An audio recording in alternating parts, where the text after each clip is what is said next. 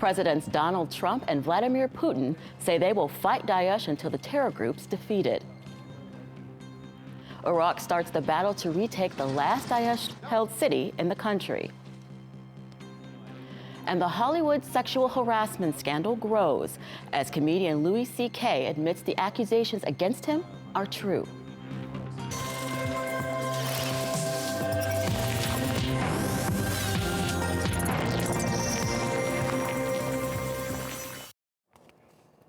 The leader of Hezbollah in Lebanon says it's beyond doubt Saudi Arabia has forced his country's prime minister to resign. Hassan Nasrallah accuses the Saudis of meddling in Lebanese affairs and inciting Israel against Lebanon. He refuses to accept Saeed Hariri's resignation and insists the prime minister is still Lebanon's leader. Hariri has not spoken in public since he stepped down unexpectedly when on a trip to Saudi Arabia last week. The man is detained in Saudi Arabia and prohibited up until this moment from returning to Lebanon. This should be said very clearly. The Prime Minister of Lebanon is detained in Saudi Arabia, and he is prohibited from returning to Lebanon. The U.S. Secretary of State has warned other countries against using Lebanon for proxy conflicts. Rex Tillerson says the United States strongly supports the sovereignty and independence of the Republic of Lebanon and its political institutions. Tillerson also says he's had assurances Saeed Hariri is not under house arrest. Yola Abdavid reports from Beirut. Downtown Beirut in Hamra district, there's no palpable feeling of crisis. Journalist Martin Jay says it's encouraging that the U.S. has started to realize the extent of Lebanon's crisis. But Tillerson's comments might not go far enough. I'm encouraged to a certain extent, although it's also bewildering in the respect that it seems...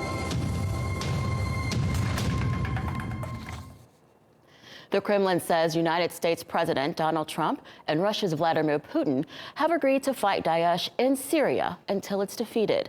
The two were photographed at the APEC summit in Vietnam. The two leaders smiled and stood next to each other at an informal dinner.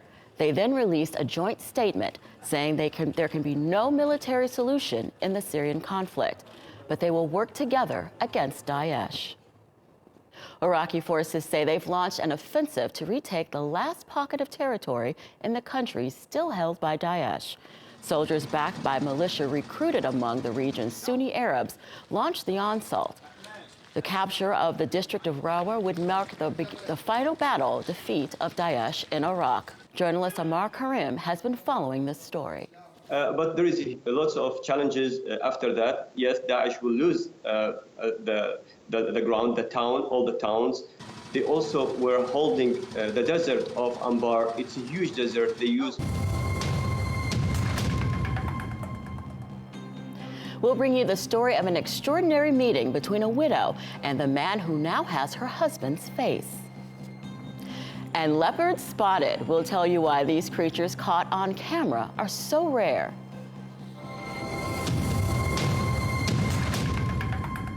Epidermolysis bullosa is a rare genetic disease that causes skin to become so fragile it blisters and erodes away with even the slightest touch. There's no known cure, and scientists have struggled to engineer skin in laboratories. Up till now, only small patches of skin have been successfully grafted onto sufferers. But a team of European scientists now say they've managed to replace skin covering 80% of a young boy's body. Scientists took a small piece of the boy's healthy skin and replaced it with healthy genes. In doing so, they grew close to a square meter of skin. After initially being told the boy would likely die from the condition, today, he's happy and healthy, and scientists are celebrating a major advancement in gene therapy and skin rejuvenation. It's fine. I'll take it. Thank you. Thank you.